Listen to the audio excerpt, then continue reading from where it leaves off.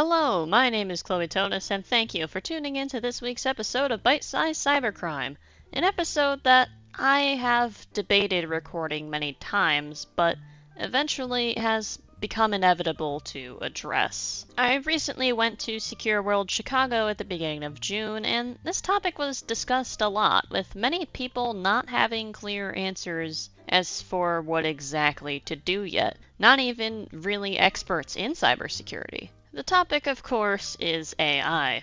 AI is a complicated topic when it comes to cybersecurity. It can bring plenty of advantages, but also risks, and the future of AI is still uncertain. But it's been the talk of the town for months now, and at this point, it is necessary to address it. For the record, I am personally not against AI at all. In fact, I have used the famous generative AI program plenty of times that we will be mostly discussing today. AI is a shiny, fancy new tool, and like any tool, it can come with risks. A cautious approach is necessary until we understand better what AI is capable of and the risks that come with using it. So, when I'm talking about AI, what exactly do I mean? AI is a pretty broad category, and it's actually not new either. AI has been used in cybersecurity for years, traditionally to allow for continuous monitoring and automate responses to certain incidents.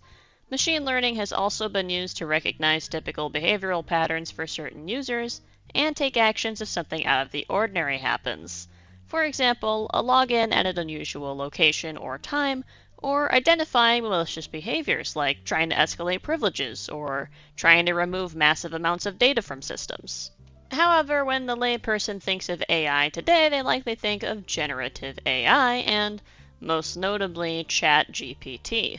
In case you haven't had access to the internet in about a year, ChatGPT is an AI chatbot developed by OpenAI, and in 2023 it quickly became the fastest growing software in history, which is pretty amazing. GPT stands for Generative Pre-trained Transformer, which basically means that it is capable of generating text and has been pre-trained to do so on massive sets of data from the internet. The core feature of ChatGPT is to mimic human conversation based on prompts you give it. However, it is capable of doing much more than that.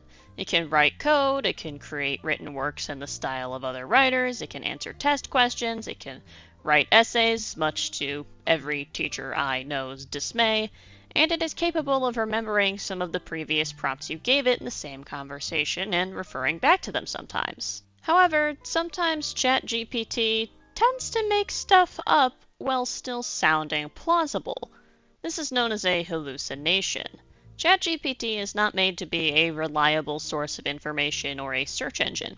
It is made to have human-like conversations and, well, sometimes humans also just make stuff up based on context. Really, it's just playing a guessing game by filling in the gaps based on context and things it knows, which is why what it says can still sound plausible, even if it is incorrect. So, if all ChatGPT does is try to mimic human conversation based on some prompts you give it, why is it such a big deal, and how could it potentially affect cybersecurity? One pretty straightforward answer is phishing. ChatGPT is capable of writing phishing emails, and since it can mimic this style of certain writers, it can be fine-tuned to make a legit-seeming email much faster than a human can come up with their own version. The less time hackers can spend on trying to draft a convincing phishing email, the more they can send out these emails. However, if it were just that simple, I probably wouldn't bring up ChatGPT at all. Remember when I said that it could code? Well, some researchers have demonstrated that ChatGPT is capable of creating malware. CyberArk, an IT identity management company, demonstrated that it can even create something called polymorphic malware, which is malware that is capable of changing itself to mitigate being detected. In this test, CyberArk used the API version of ChatGPT as opposed to the normal web version. And strangely, the API version did not seem to use its content filter, which would typically prohibit the act of creating malware, although there can be some clever ways to skirt around those content filters. CyberArk was able to get functional code out of ChatGPT that injected a DLL into Explorer.exe. A DLL injection is a type of injection attack that allows you to run code in the memory of another process, in this case Explorer.exe, by forcing it to load a foreign DLL file. A DLL file, or dynamic link library, is simply a library that contains code and data that can be used by multiple programs at the same time, and of course they have legitimate uses in computing. So, in short, it created code that would basically inject malware into the Explorer.exe process. But after this code was created, CyberArk was able to mutate it, creating multiple variations of the same code. This can make the program very difficult for modern antivirus to detect as it keeps changing. Being able to generate malicious code and change it this quickly would make it difficult for cyber defense measures to keep up. And this isn't the first time malware has been created using ChatGPT. The main issue with this is that lowering the skill required to pull off these types of attacks will mean they occur much more frequently. Creating your own malware is complicated, difficult, and it needs to go through a lot of testing. And even if the code ChatGPT creates is not perfect, being able to generate a base to work with cuts out a lot of time and skill needed to develop malware. And being able to mutate it to create variations cuts out even more time and skill. Another less obvious risk involves what you actually put into ChatGPT. Let's say you work for a company and need to develop a new business strategy. You may think it's a good idea to put in some information about your work into ChatGPT to come up with new strategies based on what you already do. The issue with this is that ChatGPT stores this data and uses it to further train the model, and this data could potentially be included in responses to other people's prompts, or could be otherwise breached. Although this specifically has not occurred as of the date of this recording, as far as I am aware. There are, of course, also concerns with the personal data of its users being stored, as even if you don't tell it these things, ChatGPT knows a lot of information. Since ChatGPT was trained on massive amounts of data on the internet, there is a good chance something you published was used to train the AI without your knowledge.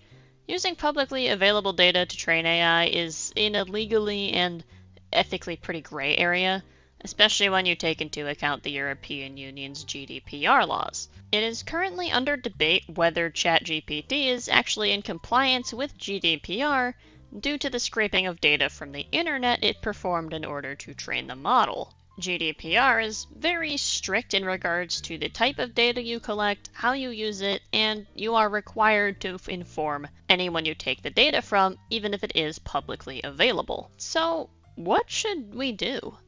AI is something that has to be addressed now, as it is more accessible than ever and being used more than ever by people who may not necessarily understand the risks.